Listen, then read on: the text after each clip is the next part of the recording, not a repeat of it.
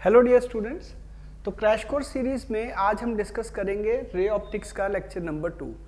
Lecture number 1 में हमने जो लास्ट पार्ट डिस्कस किया था that was about apparent height and apparent depth. मुझे ध्यान है कि हमने ये कहा था कि एक ऑब्जेक्ट डेंसर मीडियम में प्लेस्ड है और डेंसर मीडियम में जो ऑब्जेक्ट प्लेस्ड है उस ऑब्जेक्ट को ओ से माना गया और ये माना गया कि वो टी डेप्थ के ऊपर है। यहाँ से रे ऑफ लाइट स्टार्ट हुई थी और ये रे ऑफ लाइट डेंसर से रेयर की तरफ जाते हुए हल्की सी बेंड हो गई और ऐसा लगा कि ये रे ऑफ लाइट यहाँ से आ रही है जो कि इमेज फॉर्मेशन की पोजीशन है। तो जहाँ तक मुझे याद है कि हमने रियल और एपेरेंट डेप्थ को आपस में रिलेट कर लिया था कि real depth divided by mu अपने आप में क्या है, एपेरेंट डेप्थ की कहानी है। और बच्चों हमने शिफ्ट को भी कैलकुलेट कर लिया था कि शिफ्ट की वैल्यू 1 माइनस 1 बाई म्यू है। शिफ्ट कौन सा डिस्टेंस है, ओ से लेके आई तक का डिस्टेंस है। जो ओ आई जो डिस्टेंस है वो हम शिफ्ट के साथ रिप्रेजेंट करते हैं। एक और केस जो हमने लास्ट टाइम डिस्कस किया था वो ये था कि अगर ऑब्जेक्ट रेयर मीडियम में है पर उसको देखा डेंसर मीडियम से जा रहा है तो यहाँ से रे ऑफ लाइट बेंड कर जाएगी और ऐसा लगेगा कि ये ऑब्जेक्ट कहाँ से है, इस पोजीशन पे है, यानी कि ये इसकी क्या बन गई, इमेज बन गई इस ऑब्जेक्ट की।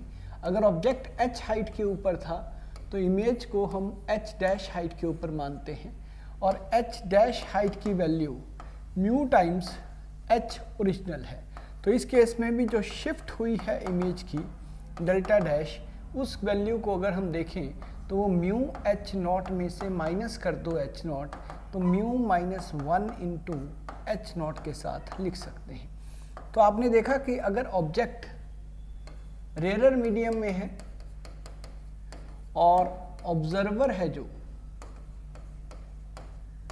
इन डेंसर मीडियम है, तो ये लास्ट टाइम हमने डिस्कस किया था, उसी को आगे कंटिन्यू करते हैं।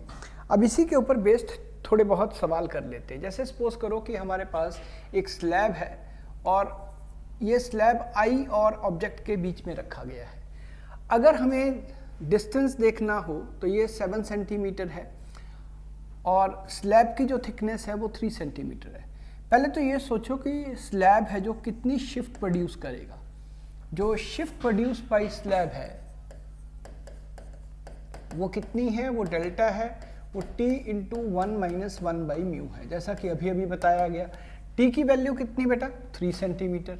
यहाँ 1 माइनस 1 बाई कितना लिखेंगे, 3 बाई 2। 3 बाई 2 का मतलब ऐसे, तो इसका मतलब 3 इंटू 1 बाई 3 कितना हो गया, ये तो हो गया 1 सेंटीमीटर। इसका मतलब ये हुआ कि जो ऑब्जेक्ट है उसके लिए अगर हम थोड़ा सा आगे ले जाएं उसको, इमेज कहाँ पे बनेगी, यहाँ पे आके बनेगी।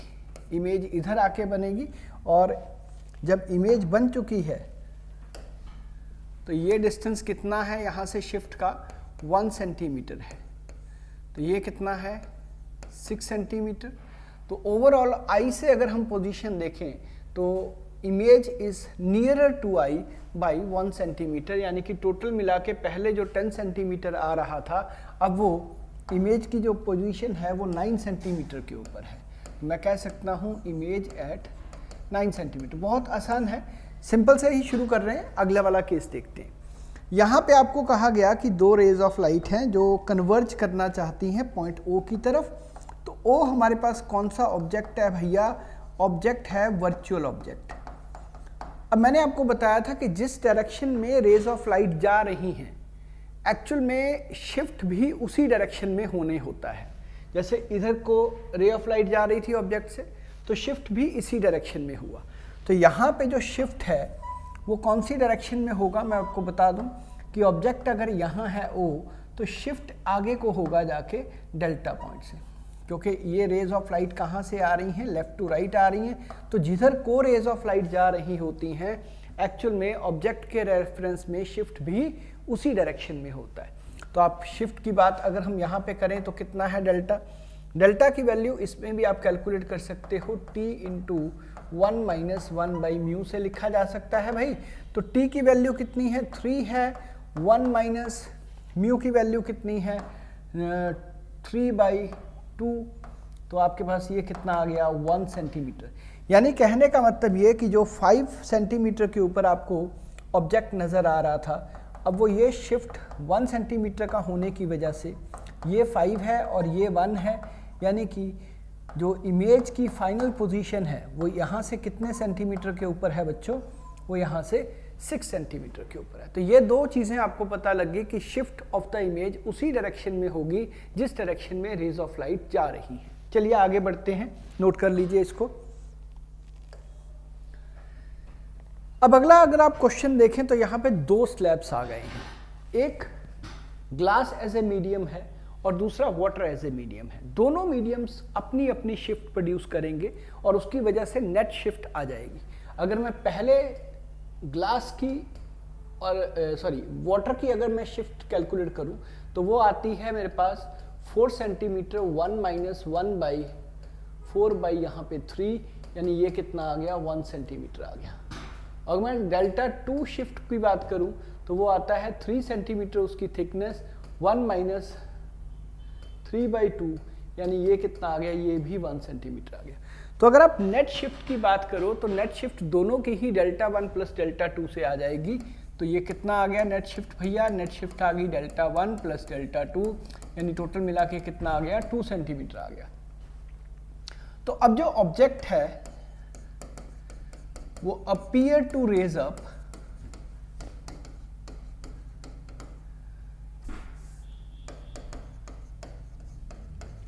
By 2 centimetre. अगर आप यहां से एक आई से ऑब्जर्व कर रहे हो इस ऑब्जेक्ट को तो आपको ये 2 सेंटीमीटर ऊपर उठा हुआ नजर आएगा।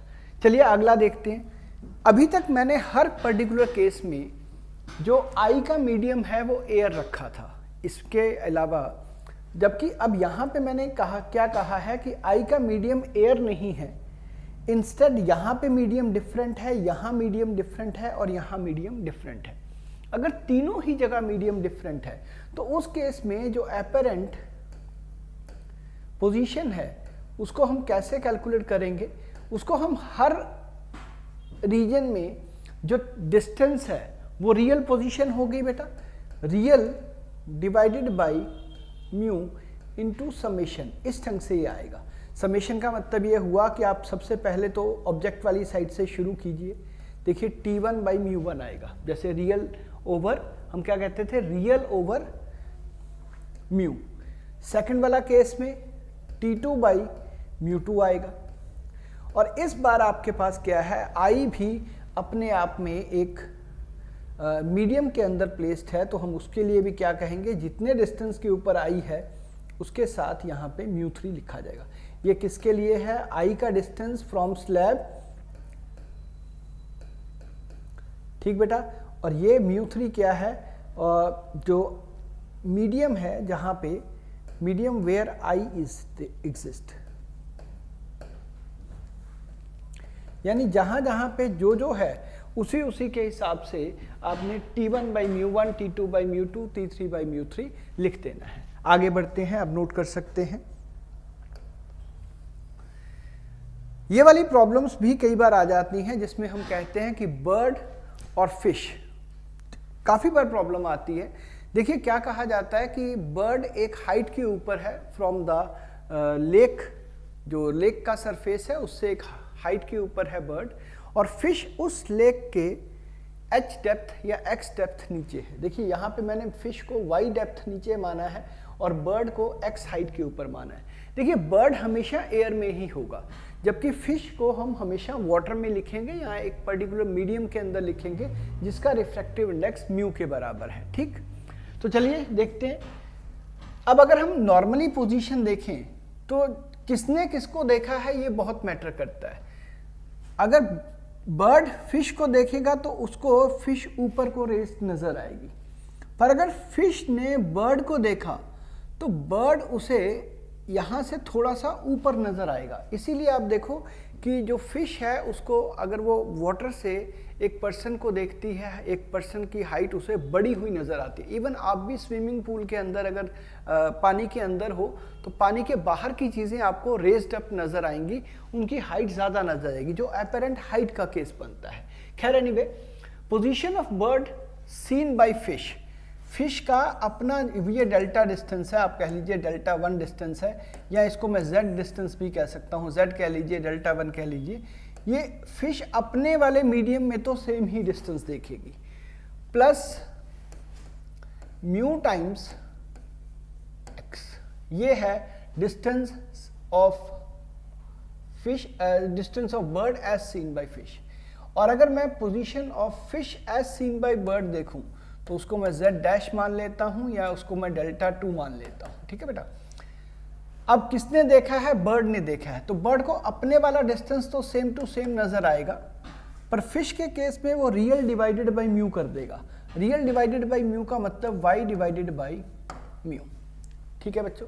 अब आप एग्जांपल के तौर पे ले सकते हैं कि अगर मैं इसका एक छोटा सा एग्जांपल यहाँ पे पिक करूँ कि ये 10 मीटर के ऊपर है सपोज करो, ठीक है, और ये y है मेरे पास से 5 मीटर्स। तो अब position of bird seen by fish में y की वैल्यू कितनी आ जाएगी बेटा? 5 आ जाएगी। और म्यू कितना है? म्यू की वैल्यू वाटर मीडियम है तो 4/3 लिख लेते हैं हम, तो यहाँ पे आ गया 4/3 इंटू x की वैल्यू कितनी ली गई है? x की वैल्यू 10 दी गई है, तो मैं यहाँ पे 10 लिखूंगा, ठीक है जी। तो ये आपका आंसर आएगा, जो भी आंसर है आप लिखते जाओगे। अगर मैं अगले वाले केस की बात करूं तो x यहाँ पे पहले ही 10 दिया गया है और यहाँ 5 डिवाइडेड बाई म्यू की वैल्यू 4/3 है, तो ये 4/3 हम ऐसे लिख देंगे, जो हमारे पास कितना आ जाएगा 10 + 15/4। तो ये डिस्टेंस है, ठीक है। तो पहले सबसे पहले तो आपको ये पता लग गया कि पोजीशन कैसे फाइंड आउट करते हैं। अब दूसरी चीज़ क्या हमने फाइंड आउट करनी है, अगर ये बर्ड फिश की तरफ मूव करना शुरू कर दे या फिश बर्ड की तरफ मूव करना शुरू कर दे या दोनों एक दूसरे की तरफ मूव करना शुरू कर दें या दोनों एक दूसरे से अवे डायरेक्शन में मूव करना शुरू कर दें, तो उससे जो रिलेटिव डिस्टेंस है वो कम होना शुरू हो जाएगा और rate of change of distance है जो वही स्पीड होती है। तो आप क्या करेंगे, आप velocity of bird seen by fish वाले के लिए एक्सप्रेशन क्या था कि z की value y plus mu into x थी। अब आप क्या करेंगे, डिफ्रेंशिएट करेंगे बोथ साइड्स,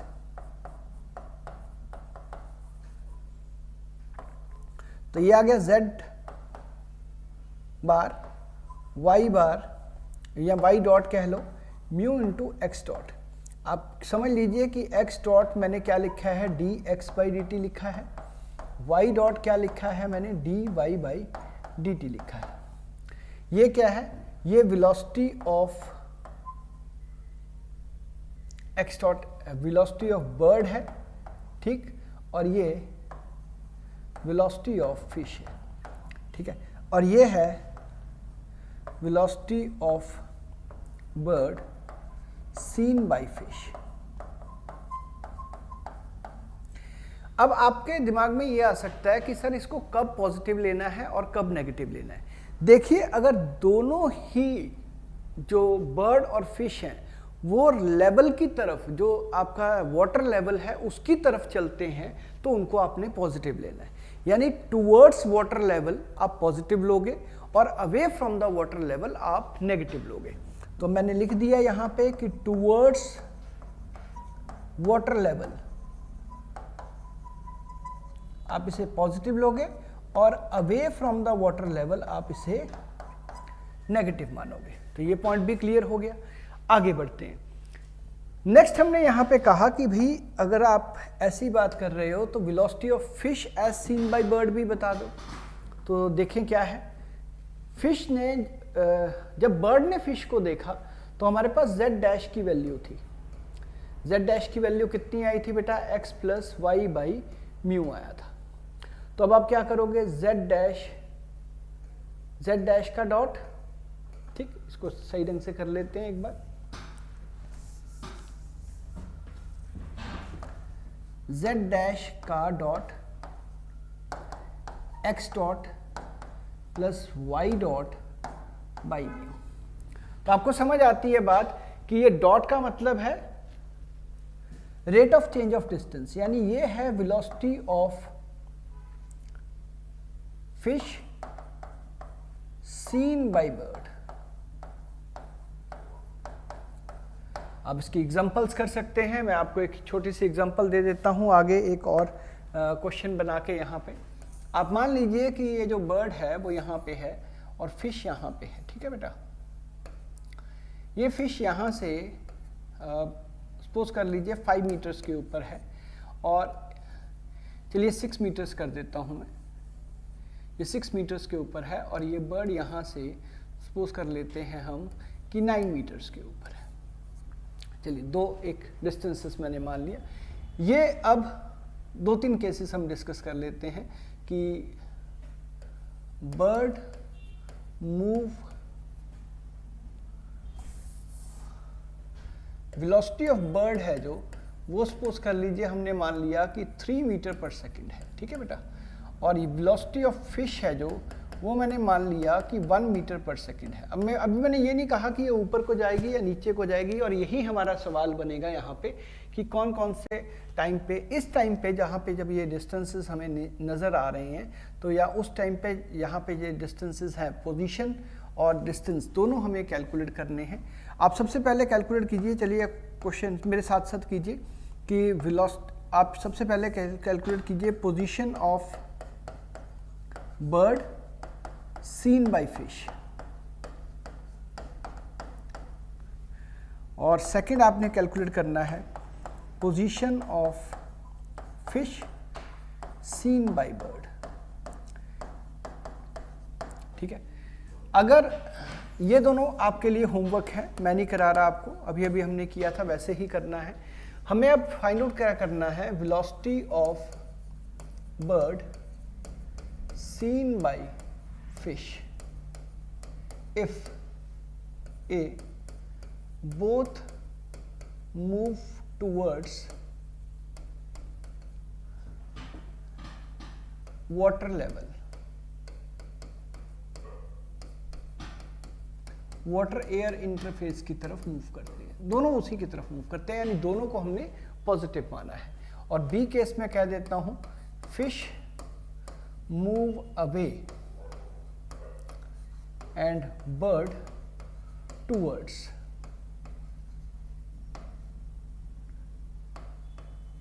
लेवल या इंटरफेस, जो भी आपने कहना है, ठीक है।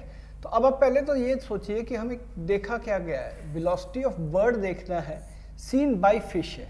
तो सीन बाय फिश का मतलब क्या है कि फिश ने जो डिस्टेंस देखना है, ये डिस्टेंस को मैं y कह देता हूं और इस डिस्टेंस को मैं x कह देता हूं, ठीक है बेटा। तो z की वैल्यू है मेरे पास y plus x by mu. तो डिफ्रेंशिएट कर देते हैं भाई, z डॉट है जो, ये हमें क्या करना है, फाइंड करना है y dot plus x dot divided by mu. अब y डॉट बताओ कितना है, अच्छा मैंने वेलोसिटी नहीं दी, हाँ वेलोसिटी दी गई है।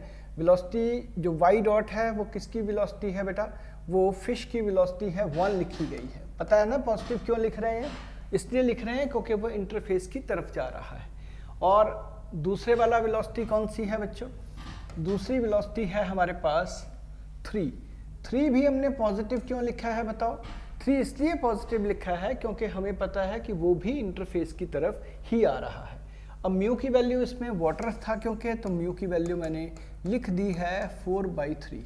तो यहाँ पे मैं क्या लिखूंगा, इसको 4/3 लिखने का मतलब 4/3 ऐसे लिखा गया, 1 + 9/4 यानी ये कितना आ गया 13/4 मीटर पर सेकेंड। तो ये है velocity of bird as seen by fish. तो अगर फिश मूव अवे है तो इसका मतलब उस केस में z डॉट की वैल्यू जो y dot plus x dot by mu लिखेंगे हम लोग, तो y डॉट कितना आ गया बेटा, y डॉट हम क्या लिखेंगे, -1 लिखेंगे। -1 इसलिए क्योंकि ये अब दूर जा रहा है, जबकि बर्ड तो उसी की तरफ आ रहा है। तो ये कितना आ गया 9/4, तो ये कितना आ गया -4 + 9/4 यानी कितना आ गया 5/4 मीटर पर सेकेंड। इसी ढंग से अगर आपसे रिवर्स क्वेश्चन पूछा जाता है तो आप रिवर्स में कर सकते हो। क्रैश कोर्स में हमारे पास इतना टाइम नहीं होता कि हम सारी मतलब हर पॉइंट के ऊपर क्वेश्चन बना सके, पर आपको कॉन्सेप्ट मैंने पूरी तरह से क्लियर कर दिया है। चलिए आगे बढ़ते हैं इससे। अब अगला केस वो है जिसमें हम कहते हैं कि स्लैब का एक हिस्सा हमने मिरर बना दिया है, ठीक है, और आपके पास यहाँ पे एक ऑब्जेक्ट है ओ, और इस ऑब्जेक्ट की इमेज है जो वो हमें मिरर के अंदर देखनी है। फाइंड पोजीशन ऑफ इमेज, ये हमें कहा गया है, ठीक है, और हम इस पोजीशन को देखना चाहते हैं। अब आप सोचो जहाँ पे ऑब्जर्वर है वहीं पे उसकी आई है, ठीक, यहाँ पे आई है तो ये मिरर उसको थोड़ा सा आगे को शिफ्ट होता हुआ नजर आएगा इस स्लैब की वजह से।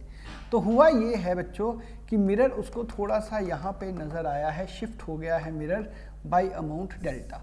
तो आप इसको जब बनाओगे तो कुछ ऐसे बनाओगे कि आपने क्या किया, आपने ये स्लैब मान लिया और स्लैब में जो मिरर था उसकी ओरिजिनल पोजीशन आपके पास ये थी, जबकि आपने कहा कि वो थोड़ा सा शिफ्ट हो गया कितने अमाउंट से, डेल्टा अमाउंट से, ठीक है।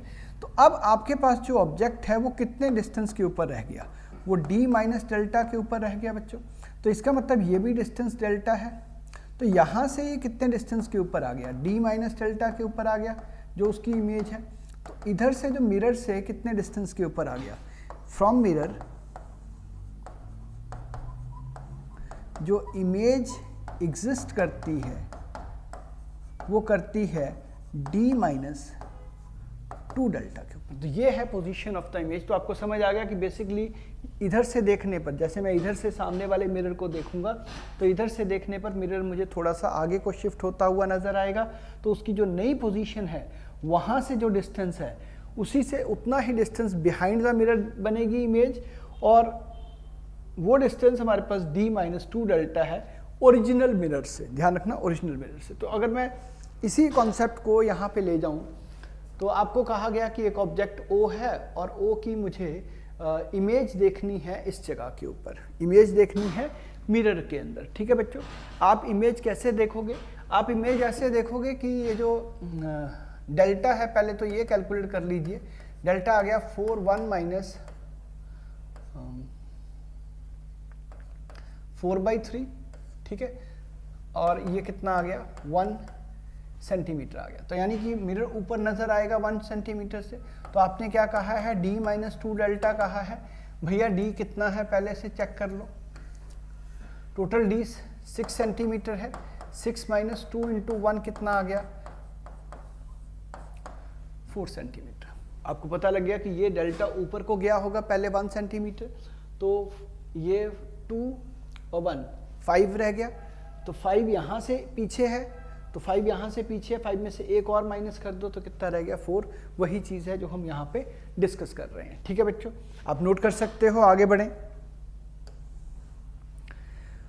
अब आपके पास नेक्स्ट केस है कि हमारे पास कई बार कनकेव मिरर्स दिए जाते हैं और कनकेव मिरर्स की हमें पोजीशन और मिरर फॉर्मूला के अकॉर्डिंगली कैसे फाइंड आउट की जाती है ये अच्छी तरह से पता है। पर हमने क्या किया, अब बीच में एक स्लैब रख दिया। आप याद करो कि सारे के सारे डिस्टेंसेस हैं जो वो पोल से ही मेजर होते हैं। तो पोल के ऊपर अब आप एक इंसान बन के वहाँ पे खड़े हो जाओ और देखना शुरू करो कि क्या क्या नज़र आता है आपको। जब आप इंसान बन के यहाँ पे खड़े हो जाओगे, वैसे तो आप इंसान ही हो, तो इंसान बन के यहाँ पे खड़ा हुआ जो पर्सन है उसको ये थोड़ा सा आगे को शिफ्ट होता हुआ नज़र आएगा इस स्लैब की वजह से। तो इसका मतलब ये ऑब्जेक्ट O डैश के ऊपर आ जाएगा। ऑब्जेक्ट कौन सा, एपेरेंट ऑब्जेक्ट है जो एट O डैश है, वो क्या बनाएगा, इसकी न्यू पोजीशन बनाएगा, ठीक है बेटा। ये न्यू पोजीशन क्या बन जाएगी, U डैश बन जाएगी। 1/U dash plus 1/V dash is equals to 1/F। आपको F पता होगा, F नहीं पता है तो आप R/2 लिख लीजिए, और ये कनकेव के लिए ये R नेगेटिव होता है तो फोकल लेंथ भी नेगेटिव होती है। तो आप ध्यान रख लीजिए इसकी F है जो वो कैसी लिखी जाने वाली है, नेगेटिव लिखी जानी। तो यहाँ से आप क्या फाइंड आउट कर लोगे, यहाँ से आप V डैश बच्चों कैलकुलेट कर लोगे। जब V डैश कैलकुलेट हो गया तो जो भी V डैश की न्यूमेरिकल वैल्यू है आएगा तो वो नेगेटिव में, क्योंकि वो पोल से इधर को नजर आ रहा है। तो अब यहाँ से देखते हुए वो फिर से आगे एक बार शिफ्ट होगा, तो आपके पास जो फाइनल इमेज है एट I वो कहाँ पे बनेगी, वो V डैश प्लस डेल्टा बनेगी फ्रॉम OP। ये जो पोल है वहाँ से ये जो भी डेल्टा V आई है, और ये सारा का सारा फाइनली किस में लिखा जाएगा, नेगेटिव में लिखा जाएगा। ठीक है, तो एक एग्जांपल के साथ हम शुरू कर लेते हैं। यहाँ इस एग्जांपल को अगर मैं सेट मान लूँ तो यहाँ पे फोकल लेंथ मुझे दी गई है, ऑब्जेक्ट की ओरिजिनल पोजीशन दी गई है। तो ऑब्जेक्ट की ओरिजिनल पोजीशन के अकॉर्डिंगली मुझे u डैश कैलकुलेट करना है, जो u माइनस डेल्टा करके आएगा इस एग्जांपल के हिसाब से। चलिए डेल्टा कैलकुलेट कर लेते हैं। डेल्टा की वैल्यू यहाँ पे वैसे तो मुझे पता लग गया 3 और इसका हमेशा ही कॉम्बिनेशन, आप गौर करना यही आपको बार बार आएगा। तो ये डिस्टेंस कितना आ गया बेटा, 1 सेंटीमीटर आ गया। तो u की वैल्यू 15 में से 1 माइनस कर दो तो कितनी रह गई, 14 सेंटीमीटर। तो अब आप क्या करोगे, आप 1 by u dash plus 1 by v dash is equals to 1 by F dash लिखोगे बेटा। अगर मैं इसको सॉल्व करना चाहूँ तो ये 1 ओवर u कितना है, माइनस 14 के साथ है, और यहाँ आपको v मिल जाएगा। f की वैल्यू कितनी है बेटा, माइनस 10 है। तो क्या आप यहाँ से v निकाल सकते हो, v तो आ जाएगा इधर से। अगर v आ गया इधर से तो आप अब क्या करोगे, v के साथ प्लस डेल्टा ऐड कर दोगे। ये है जो ये pi है, p से जो भी फाइनल इमेज है, फाइनल उसकी कैलकुलेशन है। ठीक है, तो इतना मैं आपके लिए छोड़ सकता हूं क्रैश कोर्स में कि आपको क्या करना है, जो भी फाइनल आंसर आएगा दैट इज योर डन। ठीक है, अब इससे थोड़ा सा और आगे चलते हैं।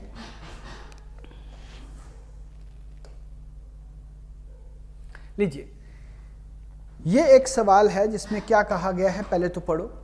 हमें कहा गया कि x की वैल्यू फाइंड आउट करो सो दैट जो इमेज फॉर्म होती है वो ऑब्जेक्ट के ऊपर ही है। आपको याद होगा मैंने एक वर्ड कॉलिमेशन पिछले लेक्चर में यूज किया था। उसका मतलब था कि जहां ऑब्जेक्ट है वहीं पे ही उसकी इमेज बनेगी। अब अगर मैं कहूं कि इमेज भी यहीं पे बनेगी तो पहले मैं ये कैलकुलेट कर लूं कि इसमें शिफ्ट कितनी होती है। लीजिए, शिफ्ट की वैल्यू कैलकुलेट की तो मैंने कहा कि वो 1 माइनस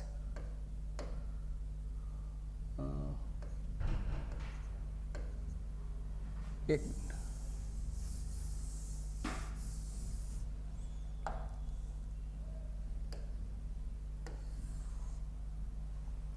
तो बेटा इसमें सबसे पहले शिफ्ट कैलकुलेट करते हैं। शिफ्ट की वैल्यू आती है 3 इंटू 1 माइनस 3/2, जिससे कि ये कितना आ गया, ये 1 सेंटीमीटर आ गया। शिफ्ट 1 सेंटीमीटर हुई, यानी कि आपको जो पोजीशन है इमेज की वो यहाँ पे ओ डैश के ऊपर नजर आ रही है। तो ये x माइनस डेल्टा आ गया। अगर देखा जाए तो हमारे पास जो v की वैल्यू है वो कितनी होनी चाहिए, यहीं पे होनी चाहिए। और ये किसके बराबर होनी चाहिए बेटा, ये तभी पॉसिबल है अगर वो v की वैल्यू किसके बराबर हो जाए, 2f के बराबर हो जाए, यानी कि r के बराबर हो जाए। सेल्फ कॉलिमेशन तो तभी आ सकती है। तो इसका मतलब ये हुआ कि हमारे पास r है कितना, 15 सेंटीमीटर। 15 इंटू 2f है जो, वो किसके बराबर होना चाहिए, वो 10 plus 3 plus x minus delta के बराबर होना चाहिए। तो ये कितना आ गया, 10 plus 3 plus x minus delta कितना है बेटा, 1 सेंटीमीटर। तो ये कितना आ गया, 13 माइनस 1 कितना आ गया, 12 प्लस x। तो अगर मैं देखूं तो ये इधर को 13, ये टोटल मिला के हमें पता नहीं था कि कितना है, पर ये 30 आ गया। तो x की वैल्यू मेरे पास कितनी आ रही है, 18 सेंटीमीटर। तो ये हमारे पास फाइनल आंसर है इस केस के लिए। चलिए, यहाँ तक के सारे मिरर्स वगैरह और refraction through the glass slab वगैरह ये कवर अप हो गया। अब हम इससे नेक्स्ट पोर्शन शुरू करते हैं, that is total internal reflection. ठीक है, तो टोटल इंटरनल रिफ्लेक्शन इफेक्टिवली क्या है। टोटल इंटरनल रिफ्लेक्शन एक ऐसा फिनोमिना है जो बेसिकली रिफ्रैक्शन का ही हिस्सा है। और इसमें हम करते क्या हैं, आप समझ लीजिए कि एक बाउंड्री है जो दो मीडियम्स को आपस में सेपरेट कर रही है। इनमें से एक वाला जो मीडियम है वो रेयरर है, यहाँ वाला ऊपर वाला ये रेयरर है, और एक मीडियम है हमारे पास डेंसर। अब जब एक ऑब्जेक्ट को डेंसर मीडियम से रेयरर मीडियम की तरफ रे ऑफ लाइट को इंसिडेंट करते हुए देखा जा रहा है, यहाँ पे कि ऑब्जेक्ट से रे ऑफ लाइट आ रही है, इंसिडेंट रे, यहाँ एंगल ऑफ इंसिडेंस आ गया। ये बेंड अवे हो जाती है फ्रॉम द नॉर्मल, और ये रिफ्रैक्शन एंगल, ये नॉर्मल रिफ्रैक्शन है जो कि हम जनरली ऑब्जर्व करते रहे हैं।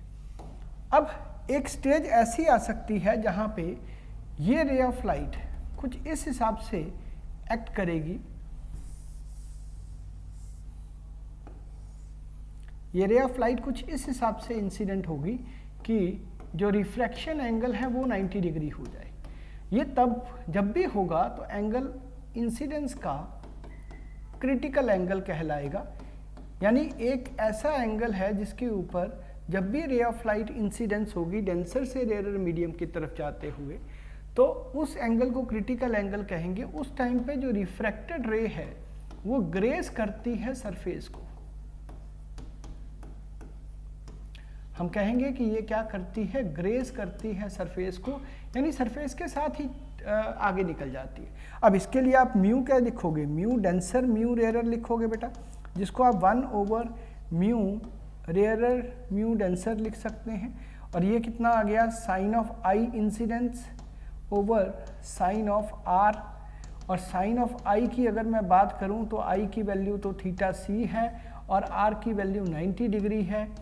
तो यहाँ से बच्चों हमें साफ साफ पता लग गया कि हम इधर लिख सकते हैं कि साइन ऑफ थीटा सी है जो वो किसके बराबर आ गया, 1/म्यू के बराबर आ गया। तो यहाँ हम एक फॉर्मूला बना लेते हैं कि साइन थीटा सी की वैल्यू 1/म्यू है, और ये म्यू कौन सा होता है, रेयरर म्यू डेंसर होता है, जिसको अगर आप चाहो तो mu rarer by mu denser लिखा जा सकता है।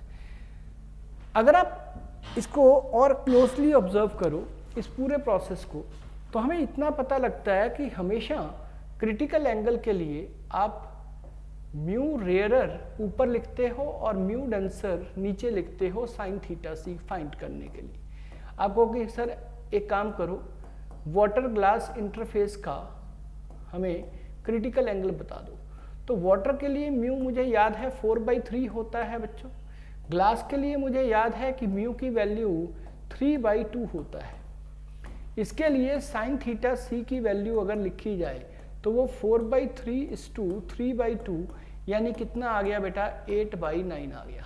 तो आपको ये बात समझ आ जाती है कि भाई क्रिटिकल एंगल हम किसी भी इंटरफेस का पता कर सकते हैं, बस हमें दोनों के रिफ्रैक्टिव इंडेक्सेस के बारे में पता होना चाहिए। ठीक बच्चों, अब एक और चीज़ मैं आपको इसे यहाँ पे बताना चाहता हूँ कि जो डेविएशन एंगल है, अगर देखिए डेविएशन एंगल क्या होता है, जब आप रे ऑफ लाइट को जो इंसिडेंट डायरेक्शन है उसको कंपेयर करते हो फाइनल रिफ्रैक्शन के साथ, तो ये जो आपके पास डेविएशन एंगल है ये r-i से लिखा जाता है।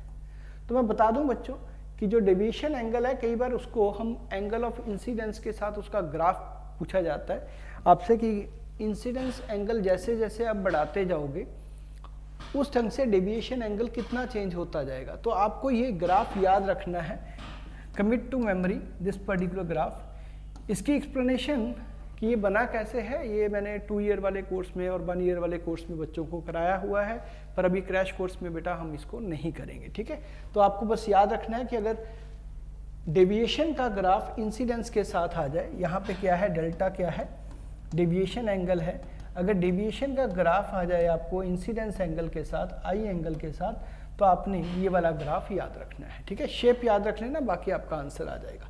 चलिए आगे बढ़ते हैं। आपने इसके बहुत से फिनोमिना सुने होंगे बेटा, इसका जैसे मिराज हो गया, मैं कोई भी फिनोमिना भी प्रॉपरली एक्सप्लेन नहीं कर रहा, मिराज हो गया, लूमिंग हो गया, एप्लीकेशंस की बात मैं कर रहा हूं।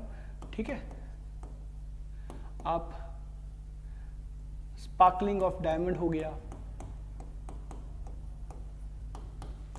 ऐसे जितने भी आपके फिनोमिना आपने TIR के पढ़े हैं, ऑप्टिकल फाइबर्स का केस हो गया है ना, ये सारे के सारे फिनोमिनास TIR के आप +2 में पढ़े, इनको मिस नहीं करना है, मैं नहीं करा रहा हूं आपको ये कवर फ्रॉम NCERT बस मैंने लिख दिया है, आपको ये उसी में से पढ़ना है एक बार, क्योंकि थ्योरी का पोर्शन है, आपने पहले कई बार पढ़ा है। हम आगे चलते हैं नेक्स्ट पेज के ऊपर। आपको मैंने अभी बताया कि जब भी ray of light denser medium से रेयरर मीडियम की तरफ जाएगी, आप इसको रेयरर मीडियम लिख दीजिए, ठीक है, डेंसर से रेयर की तरफ जाएगी तो एक पर्टिकुलर स्टेज के ऊपर जब ray of light critical angle के ऊपर इंसिडेंस है तो उस केस में ये रे ऑफ लाइट ग्रेस कर देगी सरफेस को और यहाँ पे रिफ्रैक्शन एंगल 90 डिग्री का बनेगा और आप साइन ऑफ थीटा सी की जो न्यूमेरिकल वैल्यू है उसको mu rarer by mu denser यानी यहाँ इस पर्टिकुलर केस में म्यू 1 बाई म्यू 2 से लिख सकते हो। यह आपके पास म्यू 2 है और ये आपके पास बेटा रेयरर कौन सा है, म्यू 1 है। अब हमने क्या किया कि आपने एक तीसरा मीडियम इन दोनों के बीच में इंट्रोड्यूस कर दिया। क्या लिखा गया है कि म्यू 3 म्यू 1 से भी कम है। तो ध्यान रखना कि इस साइड से जो ऑब्जेक्ट की रे ऑफ लाइट आ रही थी वो अब क्योंकि ये और ज़्यादा रेयरर है तो यहीं पे ही पहले ही TIR होने के चांसेस इसके यहीं पे हो जाएंगे, मतलब फर्स्ट फेज के ऊपर ही ये TIR हो जाएगा। आपने ये लिखा है म्यू 3 कम है म्यू 1 से, यानी sine of mu 3 by mu 2 कम है sine of mu 1 by mu 2, यानी ये जो नया क्रिटिकल एंगल बन रहा है 3 और 2 का डैश, ये कम है क्रिटिकल एंगल किससे, ओरिजिनल क्रिटिकल एंगल से। यानी ये सवाल 3 ढंग से आ सकता है। क्रिटिकल एंगल्स की कंडीशन पूछी जा सकती है कि अगर नया क्रिटिकल एंगल पुराने वाले क्रिटिकल एंगल से कम बनता है तो कौन से फेस के ऊपर TIR सफ़र होगा, तो आपने बताना है कि फर्स्ट फेस के ऊपर ही सफ़र हो जाएगा। दूसरे शब्दों में कहा जाए तो ये कंडीशन पूछी जा रही है कि भाई ये फर्स्ट फेस के ऊपर ही सफ़र हो जाए, तो इसका मतलब ये जो रिफ्रैक्टिव इंडेक्स है उसकी न्यूमेरिकल वैल्यू कितनी होनी चाहिए। तो मैं बता दूं कि उसकी न्यूमेरिकल वैल्यू पहले वाला जो रिफ्रैक्टिव इंडेक्सेस का कॉम्बिनेशन था उसमें म्यू 1 से कम होनी चाहिए, और अगर ज़्यादा है तो आप ये मान के चलिए कि ये पहला वाला केस थोड़ा सा सेकंड इंटरफेस से ही वो TIR सफ़र करेगा। तो इसमें आपने क्या लिखा है कि म्यू 3 म्यू 1 से ज़्यादा है, तो मैं लिख सकता हूँ कि म्यू 3 ज़्यादा है म्यू 1, दोनों साइड पे 2 से डिवाइड कर दो बेटा। इसी ढंग से आपके पास आ जाएगा कि sine of mu 3 by mu 2 ज़्यादा होना चाहिए sine of mu 1 by mu 2। अब देखिए ये यहीं से है जो कंडीशन आपने दी हुई है, पहले कम वाली फिर ज़्यादा वाली, और ज़्यादा वाली के केस पे सेकंड वाले इंटरफेस से ही वो TIR सफ़र करेगा। तो इसमें मैं कह सकता हूँ कि यहाँ पे जो थीटा डैश है, थीटा डैश क्रिटिकल एंगल है, थीटा डबल डैश वो ज़्यादा है किससे, शुरुआत वाले क्रिटिकल एंगल से, ओरिजिनल वाले से। ठीक है, तो बेटा इसको भी नोट कर सकते हो आप, और आगे बढ़ते हैं। अब इसकी कुछ और एप्लीकेशंस, न्यूमेरिकल एप्लीकेशंस के ऊपर चलते हैं। अगर आप यहाँ देखिए तो आपको कहा गया है कि एक प्रिज्म है और इस प्रिज्म का ये वाला एंगल 45 डिग्री है, इसलिए ये वाला एंगल भी कितना हो गया बच्चों, 45 डिग्री है। आपको कहा गया कि रे ऑफ लाइट इधर से आती है और ये सीधे सीधे तौर पे यहाँ TIR सफ़र कर जाती है। ये एंगल जो भी है ये इक्वल होना चाहिए किसके साथ, थीटा सी के साथ, ताकि ये रे ऑफ लाइट TIR सफ़र कर सके। आप इसको ऐसे बना सकते हो ऊपर तक, मुझे कोई इतराज़ नहीं है, आप इसको यहाँ तक भी खींच सकते हो। ये एंगल बेटा 45 है मान लिया हमने, तो ये वाला एंगल भी 45 है भाई, तो ये 90 डिग्री है, तो इसका मतलब I की वैल्यू कितनी आ गई, I आ गया 45। तो मैंने पहले ही कहा कि I ज़्यादा होना चाहिए, एटलीस्ट इक्वल होना चाहिए थीटा सी के, यानी कि साइन ऑफ I ज़्यादा होना चाहिए साइन ऑफ थीटा सी से, पर इसको तो हम म्यू लिखते हैं बेटा, और यहाँ साइन ऑफ बन गया 45 डिग्री। तो साइन 45 कितना होता है, 1/√2 होता है भाई, ये ज़्यादा होना चाहिए 1/μ से, तो इसका मतलब म्यू ज़्यादा होना चाहिए √2 से। इसकी वैल्यू कितनी आ गई, म्यू ज़्यादा होना चाहिए 1.414 से। अगर रिफ्रैक्टिव इंडेक्स की वैल्यू 1.414 से ज़्यादा है तो उस केस में रे ऑफ लाइट डेफिनेटली सफ़र कर जाएगी TIR एट द फेस। कौन सा फेस है ये, BC फेस है। BC फेस से TIR सफ़र करे ग्लास प्रिज्म के लिए, या म्यू एक ऐसे प्रिज्म के लिए जिसकी म्यू वैल्यू ये है। ठीक है, तो ये आइसोसेलेस प्रिज्म में यहाँ से TIR सफ़र हो जाएगी। अगला कंडीशन इसी का ही आगे वर्जन है। देखिए इनमें पूछा गया कि कौन सी रे ऑफ लाइट सफ़र करेगी TIR at that particular point. अब हम जानते हैं कि जो रे ऑफ लाइट है वो TIR सफ़र करेगी अगर उसके लिए म्यू की वैल्यू 1 इससे ज़्यादा है। तो TIR will occur at for green and blue, therefore only red color emerges। इसी का एक्सटेंडेड पार्ट था कि अगर म्यू की वैल्यू इससे ज़्यादा है तो TIR हो जाएगा। अब ये म्यू तो वैल्यू उससे भी ज़्यादा है, तो ऑब्वियस है ग्रीन के केस में भी और ब्लू के केस में भी, दोनों ही केसेस में 1.41 से ज़्यादा है, तो भैया यहाँ तो दोनों ही केस में TIR हो जाएगा। TIR हो जाएगा तो इसका मतलब रे ऑफ लाइट आगे ही नहीं जा पाएगी। आगे नहीं जा पाएगी तो इसका मतलब कौन सी रे ऑफ लाइट आगे जाएगी? सिर्फ जिसका रिफ्रैक्टिव इंडेक्स 1.39 है, और वो कौन सा कलर है भैया?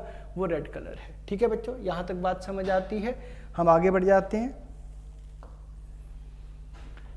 अगली कंडीशन में हमसे पूछा गया कि इस लिक्विड का रिफ्रैक्टिव इंडेक्स कितना होना चाहिए कि रे ऑफ लाइट यहाँ से TIR सफ़र करे। तो पहले तो हम देख लेते हैं कि इस कंडीशन को बनाया कैसे गया है। देखिए यहाँ पे 60 डिग्री का एंगल है, यहाँ पे 30 डिग्री का एंगल है। ठीक है, ये 30 डिग्री का एंगल मैंने बना दिया। जो रे ऑफ लाइट बेटा यहाँ से आ रही है, ये 60 डिग्री का एंगल है, ध्यान रखें।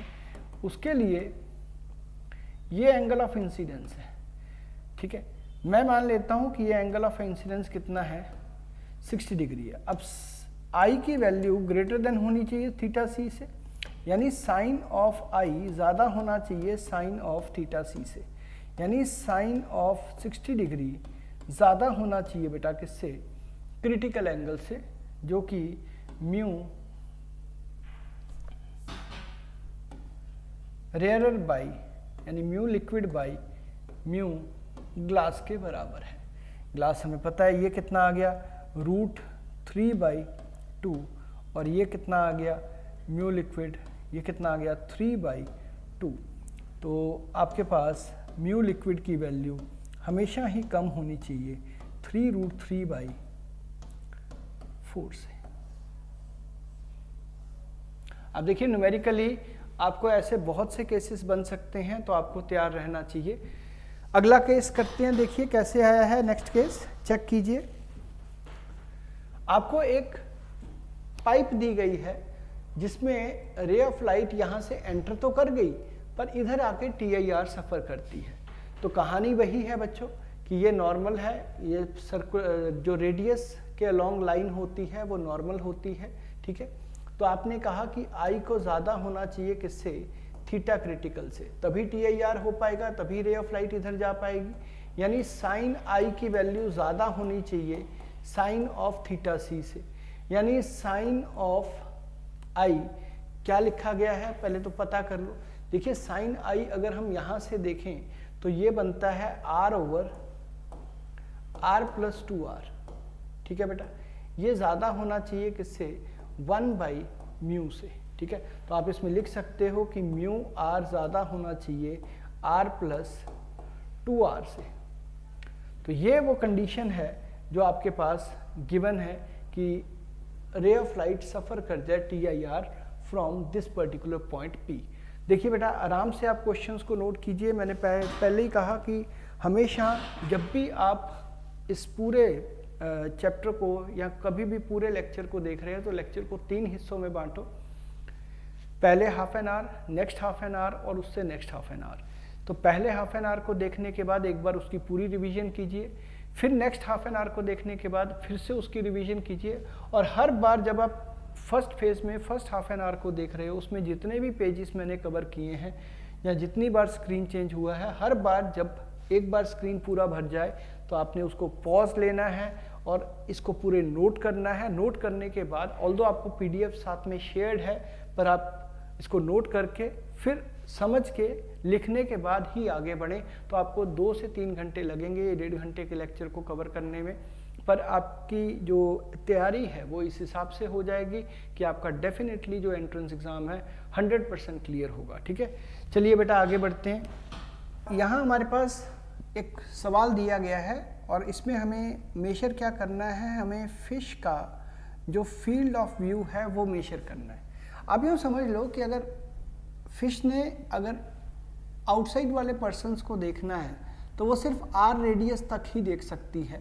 अगर इससे ज़्यादा होगा एंगल ऑफ इंसिडेंस यहाँ पे तो वो फिश बाकी फर्दर पीपल को नहीं देख सकती, वो आगे लोगों को नहीं देख सकती, यहाँ TIR सफ़र हो जाएगा। तो कंडीशन ये है कि अगर आई है जो वो मैक्सिमम होना चाहिए किसके बराबर, थीटा सी के बराबर, इस कंडीशन के लिए जो पॉइंट P की कंडीशन है एट P, तो मैं कह सकता हूँ साइन आई की वैल्यू बेटा इक्वल होनी चाहिए किसके, साइन थीटा सी के। पर साइन थीटा सी तो 1/μ होता है और इस रिजल्ट के अकॉर्डिंगली ये r over under root of r² plus h² होता है। तो अगर मैं इसको सॉल्व कर लूँ बेटा तो ये आ जाएगा μ² r² is equals to r² plus h², यानी कि r² μ² माइनस 1 है, यहाँ पे इक्वल टू h² है। तो r की value h over under root of μ² minus 1। ये बेटा वो कंडीशन है जिसमें हम field of view of fish की बात करते हैं कि field of view of fish कितना रहना चाहिए। तो ये रेडियस है। अगर हमें पूछा जाए कि एरिया कितना वो व्यू कर सकती है, तो एरिया की अगर मैं बात करूं तो वो है पाई इंटू r², यानी pi into h² by μ² minus 1। चलिए, ये आसान से टॉपिक्स थे जो यहाँ तक कवर अप होते हैं। आगे बढ़ते हैं और बात करते हैं refraction from the curved surfaces की। देखिए, जब भी एक कर्वेचर कर्व्ड सरफेस आएगा आपको, ये मिरर्स की बात नहीं कर रहा, मैं रिफ्रैक्शन की बात कर रहा हूँ, क्योंकि मिरर्स में रिफ्लेक्शन हुई थी। अब मैं बात कर रहा हूँ कि आपके पास एक कर्व्ड सरफेस है और उसके इस साइड पे मीडियम की बाउंड्री, इस बाउंड्री के इस साइड पे मीडियम अलग है और दूसरी साइड पे मीडियम अलग है। चाहे कोई भी केस हो, चाहे रियल ऑब्जेक्ट का केस हो, चाहे वर्चुअल ऑब्जेक्ट का केस हो, आपको इसमें एक बात याद रखनी है कि जिधर से रे ऑफ लाइट आ रही है उस मीडियम को म्यू इंसिडेंस कह देना है। ऑब्जेक्ट की पोजीशन एज पर पोल डिफाइन कर देनी है। अगर आगे को है तो पॉजिटिव मानी जाएगी और अगर यहाँ पोल से पीछे को है बेटा तो यू क्या माना जाएगा, नेगेटिव माना जाएगा। ठीक है। अब दूसरा जो भी मीडियम है उसको अदर मीडियम कह देते हैं, divided by B, mu other minus mu incidence divided by are. ये बेसिक फॉर्मूला है। आपको वो जो 8-7 आप फॉर्मूलाज +2 में कवर अप करते हो, जो मेरे स्टूडेंट्स मेरे से पढ़े हुए हैं उनको मैंने ये +2 में अच्छी तरह से बताया था कि यही जनरल फॉर्मूला है जिसको हम बार बार यूज़ करते हैं और यहीं से हम आगे रिजल्ट्स भी ऑब्टेन कर सकते हैं। कैसे? देखिए, ये आपके पास एक ऑब्जेक्ट है जो ग्लास के अंदर हमें कहा गया है कि प्लेस्ड है। मुझे इस फॉर्मूला को यूज़ करना है। यूज़ करने का तरीका क्या है कि जो रे ऑफ लाइट है, अगर मैं इंटरफेस की तरफ यहाँ से एक रे ऑफ लाइट चलाऊँ तो ये रे ऑफ लाइट किस मीडियम से आई है भैया, ये ग्लास के मीडियम से आई है और u की वैल्यू मैं कितनी लिखूँगा, -10 लिखूँगा, प्लस अदर मीडियम कौन सा है, 4/3 वाटर का मीडियम है, उसके साथ एसोशिएट करूँगा v की वैल्यू को और यहाँ पे लिखूँगा 4/3 माइनस 3/2 और यहाँ आएगा आपका रेडियस ऑफ कर्वेचर। अब आप देखिए, जिस डायरेक्शन में रे ऑफ लाइट जा रही है, जो सेंटर ऑफ कर्वेचर को मिलने के लिए आपको भी पोल से उसी डायरेक्शन में जाना होगा, इसलिए r की वैल्यू को आपको क्या लिखना है, पॉजिटिव लिखना है। इस केस में r की वैल्यू कितनी है, r की वैल्यू +20 है। तो इसको आप फर्दर सॉल्व कर सकते हो और v की वैल्यू पता कर सकते हो। यहाँ पे आ जाइए नेक्स्ट वाले क्वेश्चन में। नेक्स्ट वाले क्वेश्चन में आपको क्या कहा गया है कि इंसिडेंट मीडियम कौन सा है, एयर है। तो mu incidence minus of mu incidence का मतलब 1, आप इसको ऐसे लिख सकते हो, माइनस म्यू इंसिडेंस, जो कि कौन सी बात है, जो कि एयर है as a medium, divided by you plus mu glass by v is equals to mu glass minus mu air divided by are. ये रिजल्ट आना चाहिए। तो देखिए, म्यू एयर के लिए हमने 1 लिख दिया, माइनस अपनी जगह पे है, u की वैल्यू देखिए आपको पोल से उसी डायरेक्शन में जाना है जिस डायरेक्शन में रे ऑफ लाइट जा रही है, तो आपके पास ये वैल्यू कितनी आई +5, जबकि इस केस में गौर कीजिए ये -5 आई थी, -10 आए थे, इस केस में +5 है। प्लस करेंगे, अदर मीडियम कौन सा है भाई, 3/2 है और v हमने फाइंड आउट करनी है। अब अदर मीडियम यानी 3/2 -1 r की वैल्यू क्या लिखेंगे, अगर आप गौर कीजिए इस बार कन्वेक्स सरफेस है और सेंटर ऑफ कर्वेचर को मिलने के लिए हमें इसी डायरेक्शन में आना होगा c को मिलने के लिए, तो इसका मतलब वो भी प्लस में है और r की वैल्यू यहाँ पे भी +20 दी गई है। तो यहाँ से आपको v की वैल्यूज मिल जाएंगी। तो ये एक बिल्कुल सिंपल सा मेथड है कि आपको इस रिजल्ट को यूज़ कैसे करना है वो इन दोनों क्वेश्चन से पता लग रहा है। चलिए बच्चों आगे बढ़ते हैं, है ना। देखिए आपको पहला ही सवाल दिया गया कि आप डिस्टेंस बिटवीन इमेजेस बताइए जब दोनों साइड से देखा जा रहा है। देखिए बेटा ये O ऑब्जेक्ट है, ये 5 सेंटीमीटर है, इस O की पोजीशन यहाँ से मैंने मान ली है कि 2 सेंटीमीटर के ऊपर है और यहाँ से मैंने मान लिया है 3 सेंटीमीटर के ऊपर है, ठीक है। अब अगर मैं दोनों साइड्स पे पोजीशंस की बात करूँ तो फॉर कर्व्ड साइड, अगर आप कर्व्ड साइड से देखते हैं बेटा तो कर्व्ड साइड से आपको ऐसे कुछ नज़र आता है कि ये ऑब्जेक्ट यहाँ पे पड़ा हुआ है और इससे इंसिडेंट लाइट कुछ इस ढंग से आ रही है और इंसिडेंस मीडियम कौन सा है, 3/2 इज़ द मीडियम इंसिडेंस और यहाँ कौन सा मीडियम है, air is the second medium, other medium. तो आप लिखोगे कैसे इसको, minus mu incidence by you plus mu other by v is equals to mu other minus mu incidence by r. देखिए ये लिखना चाहिए आपको। अब म्यू इंसिडेंस कितना है, म्यू इंसिडेंस तो 3/2 है बेटा। अब u की वैल्यू सोचो इसमें क्या आएगी, आप देखिए पोल से आपको वापस उल्टी डायरेक्शन में आना पड़ता है, जिस डायरेक्शन में रे ऑफ लाइट इंसिडेंस है उसके ऑपोजिट।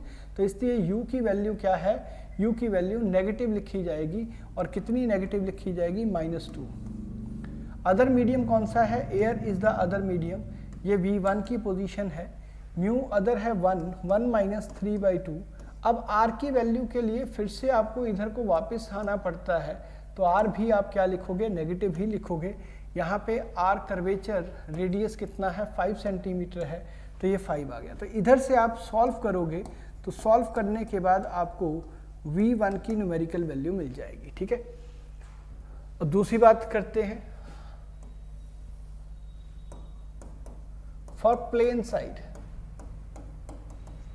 अगर मैं प्लेन साइड की बात करूं तो ये आपके पास प्लेन साइड है जिसका यहाँ पे सेंटर हमें कौन सा पॉइंट दिया गया है, m पॉइंट दिया गया है।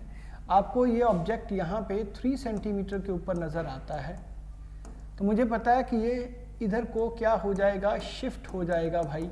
ये इधर को शिफ्ट हो जाएगा तो डेल्टा की वैल्यू या मैं एपरेंट जो पोजीशन है उसकी वैल्यू पता कर सकता हूँ, जो कैसे आ सकती है, रियल डिवाइडेड बाई म्यू से।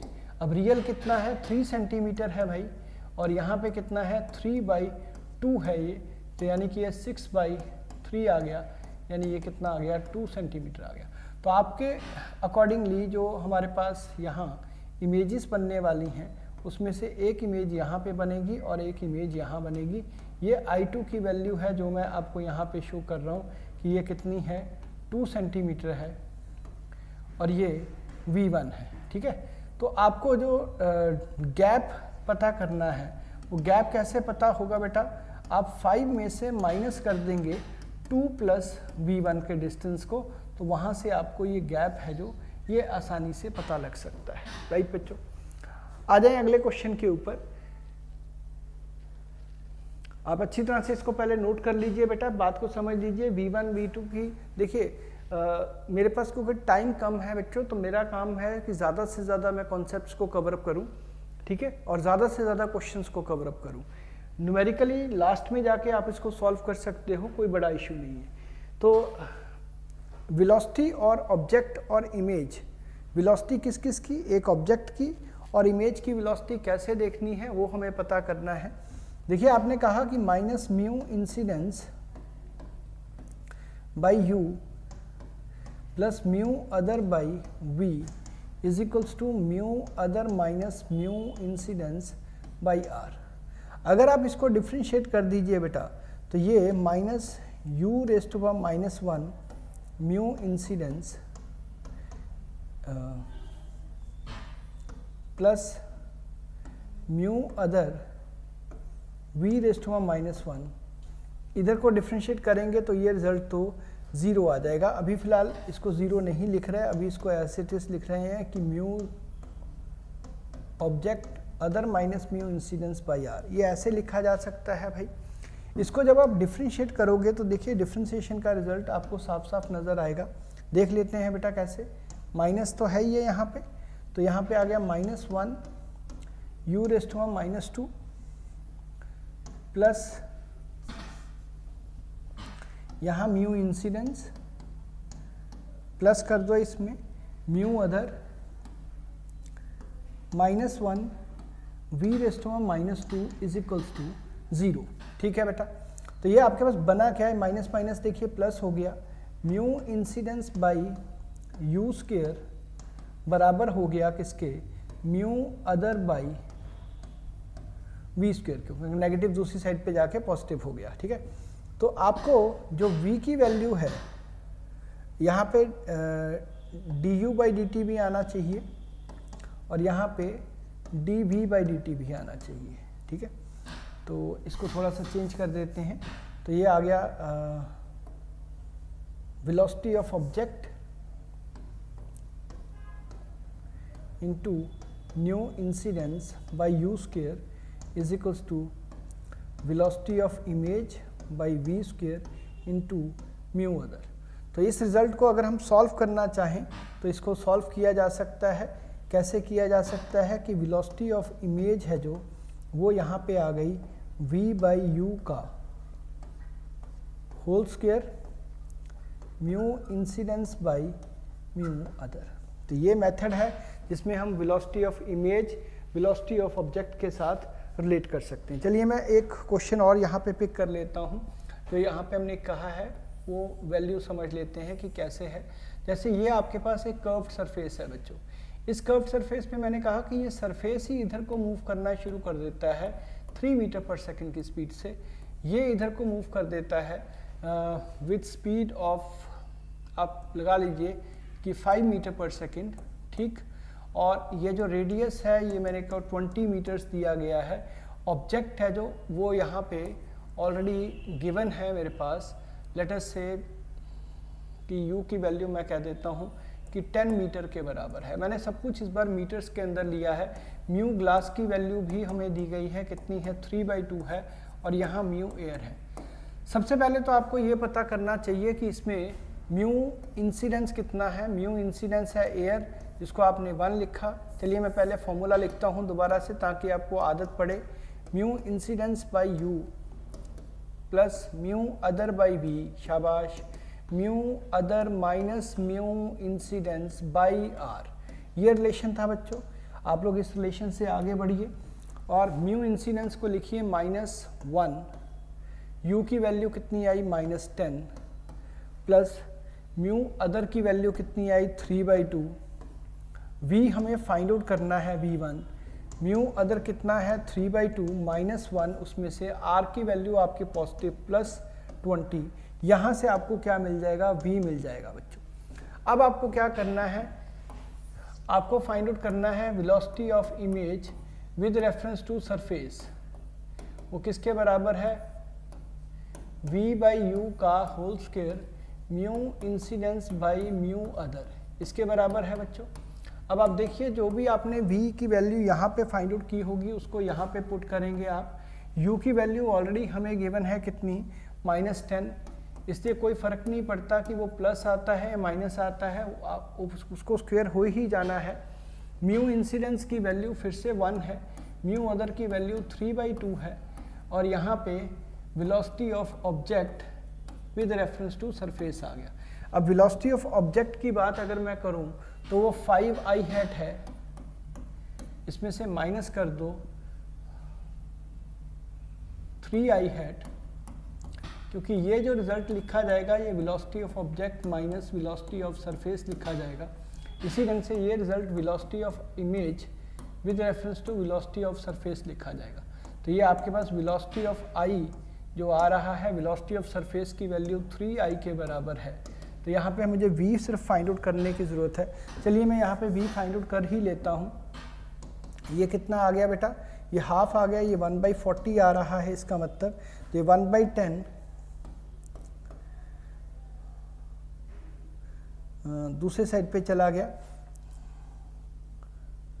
1/10 1/40 माइनस 1/10 किसके बराबर आया, 3/2 v1 के बराबर आया। तो ये कितना आ गया बेटा, ये 40 आ गया यहाँ पे, ये 1 माइनस 4 आ गया, यानी कि ये -3/40 आया। तो ये 3 से 3 कैंसिल हो गया, तो v1 की वैल्यू मेरे पास आ गई, ये 2 इससे 20 से कैंसिल हो गया, तो v1 की वैल्यू -20 मीटर्स आ रही है। ठीक है, -20 मीटर्स के ऊपर आपको इस केस में इमेज बनती हुई नज़र आएगी। तो ये आपके पास यहाँ पे कितना आया, -20, ये -10, इसका होल स्क्वायर कर दो, ये 2/3 कर दो, उसके बाद ये 5i माइनस 3i यहाँ पे एज इट इज़ लिख दिया गया। तो इससे हमें सॉल्व करके क्या मिलेगा, वेलोसिटी ऑफ इमेज बन जाएगा, वेलोसिटी इमेज 3i प्लस, ये देखिए बेटा कैंसिल हो रहा है, यहाँ पे भी कैंसिल हो रहा है, 2 का स्क्वायर 4, 4 2 8, 8/3 5i माइनस 3i ये लिखा जाएगा। तो ये कितना आ गया, 3i प्लस ये 2i बन गया 16/3i। तो 9 + 16 25/3i हेड के साथ आपको जो वेलोसिटी ऑफ इमेज है वो नज़र आ जाएगा। These questions are the maximum difficulty level questions up to JEE Mains, और आप मान के चलिए कि नीट और जेई मेंस में दोनों में ही इससे ज़्यादा क्वेश्चंस नहीं आते हैं ऑप्टिक्स को लेके। ठीक है, आगे बढ़ते हैं बच्चों। ये अब एक छोटा सा और पॉइंट लिखा हुआ है, आप इसको नोट कर लीजिए। ठीक है, ये जो आपके पास गिवन है ट्रांसवर्स और लॉन्गिट्यूडनल मैग्निफिकेशन को लेके जो रिजल्ट है, आप इसको नोट कर लीजिए। आगे बढ़ते हैं, और कहानी कहते हैं कि भाई फोकल लेंथ हमें पता करनी है ऑफ द रिफ्रैक्टिंग फेज। ठीक है, तो यहाँ पे मान लीजिए कि यहाँ पे रेज ऑफ लाइट इन्फिनिटी से आ रही हैं, तो पहला रिफ्रैक्टिंग फेज है जो वो ये वाला आ रहा है भाई, this is the first refracting phase. और जो सेकंड रिफ्रैक्टिंग फेज है बेटा वो आपके पास ये वाला आ रहा है। ठीक है, तो अगर मैं इसमें ये रेडियस r मान लूँ, ठीक बेटा, तो आपके पास जो minus mu incidence by you plus mu glass by v1 must be equal to mu glass minus mu air by radius of curvature. तो आपको ये समझना है कि यहाँ पे जो u है ये इन्फिनिटी है बेटा, और म्यू इंसिडेंस कितना है, 1 है। यहाँ ग्लास के लिए रिफ्रैक्टिव इंडेक्स ऑलरेडी दिया हुआ है, लेट अस से 3/2। ठीक है, और आपको यहाँ पे अगर मैं रेडियस भी मान लूँ कि रेडियस भी गिवन है, सपोज कर लीजिए मैं कह देता हूँ 10 centimetre is the radius given to us. तो ये r की वैल्यू मुझे 10 सेंटीमीटर दी गई है। तो चलिए यहाँ से पहले मैं फाइंड आउट कर लेता हूँ, -1/∞ जो कि 0 होने वाला है, ये 3/2/v1 की वैल्यू, म्यू ग्लास कितना है बेटा, 3/2 है, -1 उसमें से, तो ये 10 आ गया यहाँ पे। ये v1 है, फर्स्ट इमेज है, तो आप देखिए ये 3/2v1 is equals to half of 10। ठीक है बेटा, ये 2 से ये 2 कैंसिल हो गया, तो v1 की वैल्यू मेरे पास +30 आ रही है।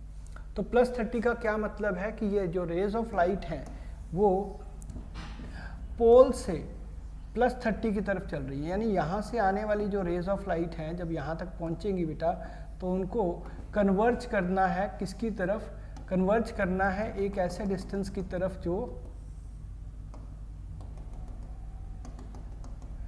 यहाँ पे है, और ये डिस्टेंस कितना है इधर से, ये 30 सेंटीमीटर, यानी ये डिस्टेंस कितना है, ये 10 सेंटीमीटर। अब आप सेकंड रिफ्रैक्शन जब आप करोगे तो सेकंड रिफ्रैक्शन कहाँ से बेटा नोट डाउन होगा, सेकंड रिफ्रैक्शन इस फेज से नोट डाउन होगा।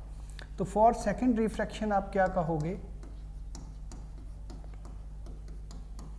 आप कहोगे कि इंसिडेंट रेज हैं जो वो ग्लास से आ रही हैं और u है जो इस केस में पॉजिटिव है, और कितना पॉजिटिव है, वो +10 है, जबकि ग्लास की वैल्यू कितनी है, 3/2 है। और इसमें प्लस हो जाएगा एयर,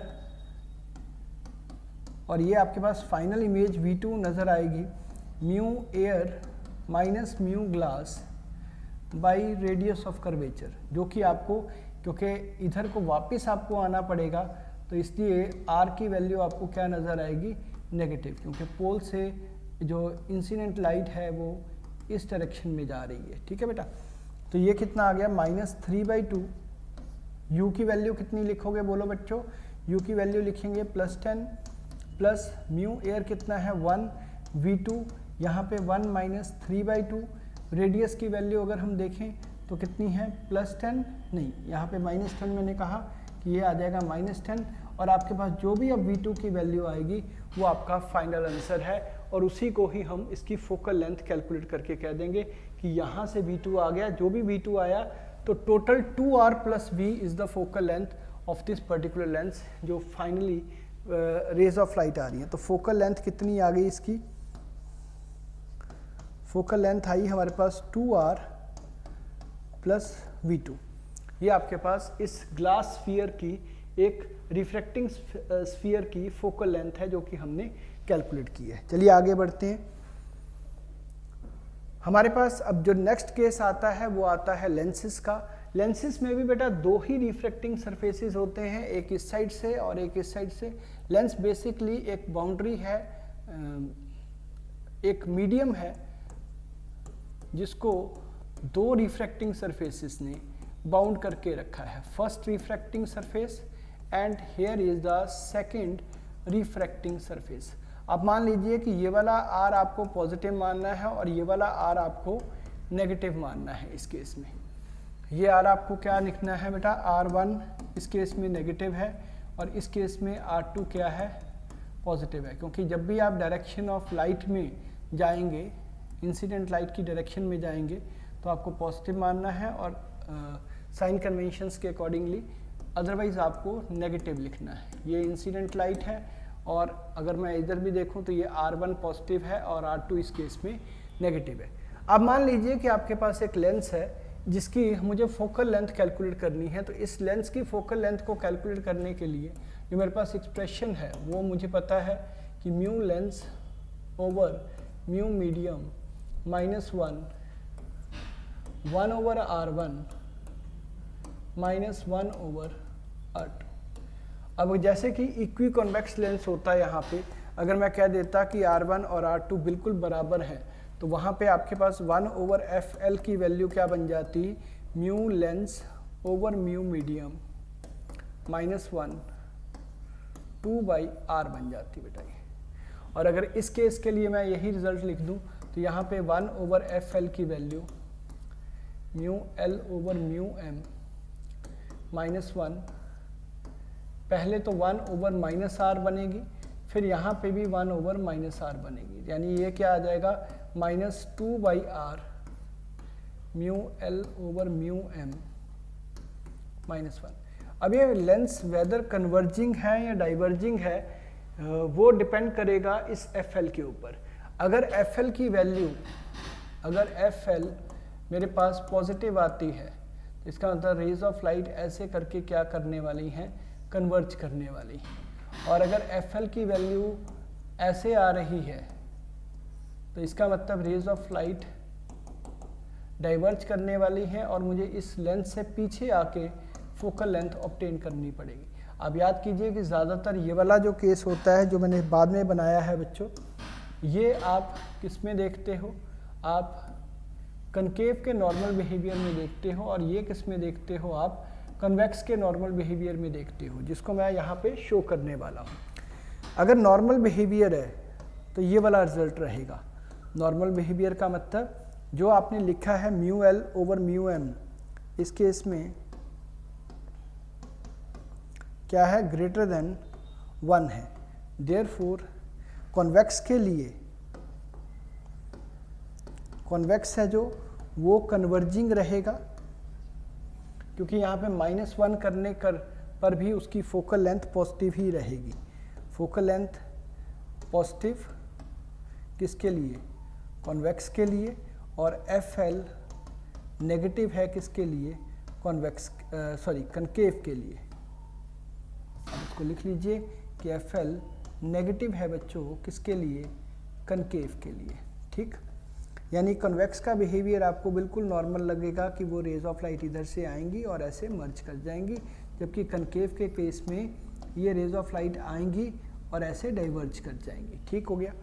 अगर ये दोनों लेंसेज बराबर हैं, मतलब इनका मीडियम लेंस का और लेंस का जिस मीडियम में रखा है वो बराबर है, तो रेज ऑफ लाइट अनडेविएटेड पास कर जाएंगी दोनों ही केस में।